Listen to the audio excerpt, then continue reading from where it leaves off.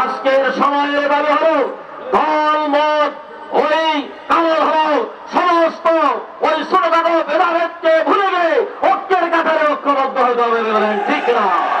আল্লাহ রাব্বুল আলামিন বলেছেন, আমি তো তাদেরকে ভালোবাসি, ইন্নাল্লাহা ইউহিব্বুল্লাযিনা ইউকাতিলুনা ফি সাবিলিহি সাফফান কাআন্নাহুম বুনিয়ানুম মারসুস। আমার আল্লাহ বলেছেন, আমি তো তাদেরকে ভালোবাসি যারা আল্লাহর জমিনে আল্লাহর দ্বীন প্রতিষ্ঠা করার জন্য, কোরআন কায়েম করার জন্য সীসা দ্বারা প্রাচীরের মতো ঐক্যবদ্ধ হয়ে লড়াকুর শরীরে ওঠো ওই তাগুতের বিরুদ্ধে সংগ্রাম করে যাবে কি বলে ঠিক না? যখন দেশের আকাশ বাতাস ভারী হয়েছে তখন তোমাদের কাজ হলো তাদেরকে রুখে দেওয়া কি বলেন ঠিক না? এতদিন আল্লাহ আমাদের ঈমানের পরীক্ষা নিয়েছে, জালেমদেরকে সরিয়ে দিয়েছে, এখন বাংলাদেশ আমাদের জন্য উন্মুক্ত করে দিয়েছে কি বলেন ঠিক না?